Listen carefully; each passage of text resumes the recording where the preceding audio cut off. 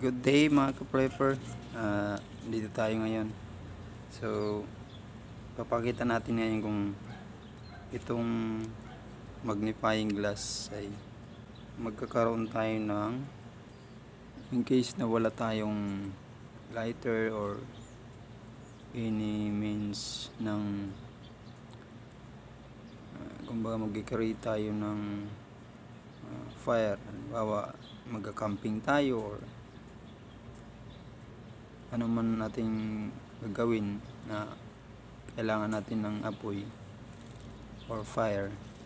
So ito, applicable ito na baga may sunlight, may araw. So ang gagamitin natin itong ating magnifying glass.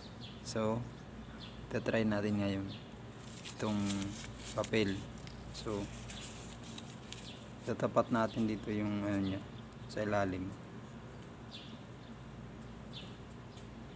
So kung makaka-create siya ng fire, masusunog yung papel. So medyo maulimlim yung area ko dito, pero itatry lang natin. Yan yung papel.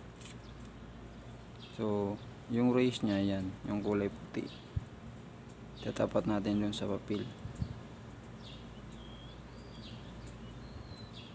So paalala na rin mga ka-prepper na yung gamit na ito ay ingatan natin para sa ating mga anak, hindi pa nila alam kung paano gamitin. So extra pag-iingat pa rin natin ang ating gagawin. Yan, medyo sumikot na yung araw.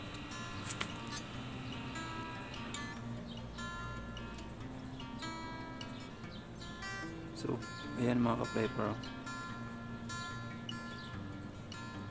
nag-apoy siya. Ayan. So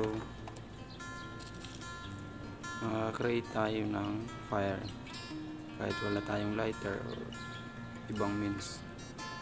So through sunlight at magnifying glass with papel, paper, create na tayo. So dyan lang muna mga ka-prepper. Ayaw nagkaroon kayo ng idea. Thank you, and don't forget to subscribe, like, and share. Bye bye.